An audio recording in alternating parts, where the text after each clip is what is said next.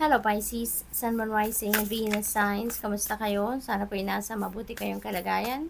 Welcome back po sa Star Tarot. Kung bago kayo dito, welcome din kayo. Thank you sa inyong support. I truly appreciate it. God bless you all. Pisces, paunang mensahe po ninyo ay mouse. Ayan, so you're overlooking some important details. So, pay close attention to what's going on. Okay, Pisces? Siguro ang iba sa inyo dito nagmamadali, kaya meron kayong na-miss out, meron kayong na-neglect, no? Na kung anumang bagay or detalye, no? Sa inyong pinagkakabalahan. Kaya sabi dito, pay closer attention to what's going on. Alright? Para ma-figure out ninyo kung ano nga ba ang mali ko dito. Ano yung kulang? Ano yung missing piece dito, kumbaga.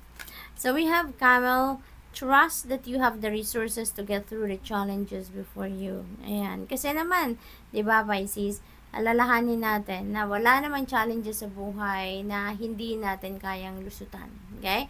Walang challenges sa buhay na pinagdadaanan natin na hindi natin mahahanapan ng way out, kumbaga. Kaya, tignan ninyo ang inyong paligid, tignan ninyo yung mga opportunities and possibilities that are around you, at magtiwala kayo, no? Magtiwala kayo na meron at meron dyan opportunity sa paligid ninyo na makakatulong sa inyo para masolusyonan ninyo ang problema or para malusutan ninyo ang kung anumang challenges sa buhay. Okay? Road runner, keep your sense of humor and don't take things so seriously. Alright? So, siguro kailangan din ninyong ngumiti. Maaring sa kadamihan ng ginagawa ninyo, sa dami ng problema siguro ninyo, maybe hindi ninyo na napapangiti ang sarili ninyo or hindi na talaga kayo nakakangiti, Kaya sabi dito, keep your sense of humor and don't take things so seriously. Okay? Hindi naman kailangan na maging easy-go-lucky tayo, pero kailangan meron din tayong oras para huminga. Okay? Maraming bagay sa buhay natin na kailangan nating seryosohin, pero bigyan din natin ng space yung humor. Bigyan din natin ng space ang to have fun, hindi ba?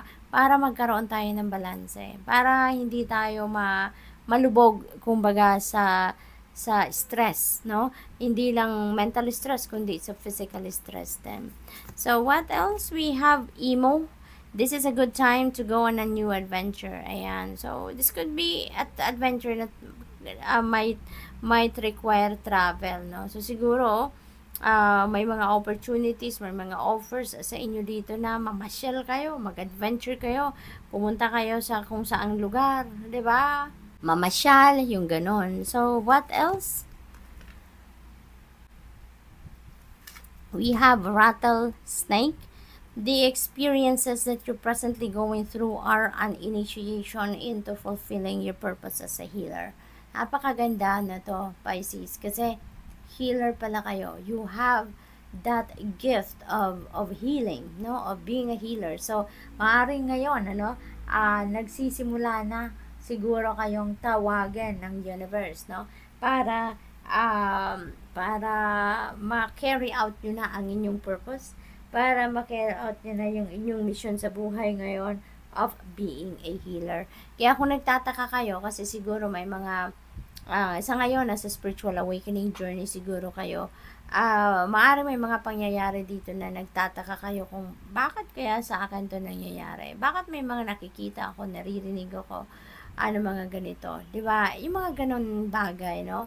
And siguro nawiwirduhan kayo, hindi ninyo magets, no? Hindi ninyo maintindihan.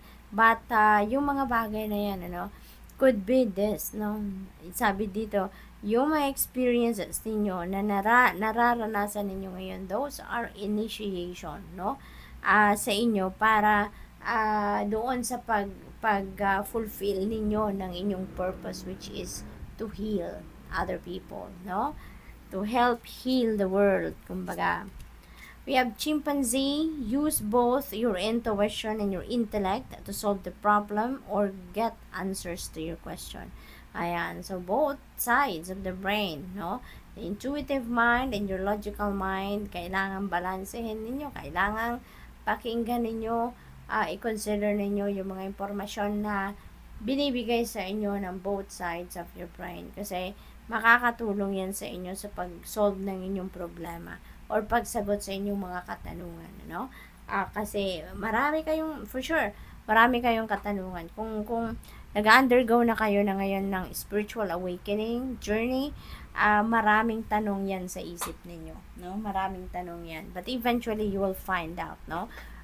Masasagot mo yan, masasagot ninyo yan kung ano yung mga dahilan or kung ano mga kasagutan dyan sa inyong mga tanong, okay? What else? We have unicorn. Indulge your creative, imaginative, and magical side through some form of artistic expression. Ayan, so there could be an opportunity then for some of you dito, Pisces, na maging creative kayo, no? Or magamit ninyo or ma-express ninyo ang inyong artistry. Ma-express ninyo ang inyong artistic prowess ninyo, no? So, what else for Pisces? We have Spider. Trust the creative spark you're feeling and express it through writing stories that inspire and enlighten. So, tignan ninyo, Pisces, no? So, most likely talaga, ano kayo ngayon, very, yung lalabas ngayon, no, sa mga opportunities na lumalapit sa inyo, papalabasin ninyan yung galing ninyo, no, yung artistic side ninyo. Dito din, may creative spark, sinasabi dito, and it's through writing naman. So, siguro ang iba sa inyo, writer talaga, no, maring scriptwriter, nagsusulat din kayo ng libro, yung mga ganun ba, no? Or mga simple, ano lang, mga short stories lang na, na pinapublish siguro sa social media or kahit saan pa man, no? So, maaring may mga ganun din kayo, no? Pisces na naganap sa buhay ninyo, kaya good luck po. So, that's all I have for you for today. Thank you for watching. Love and light. Namaste.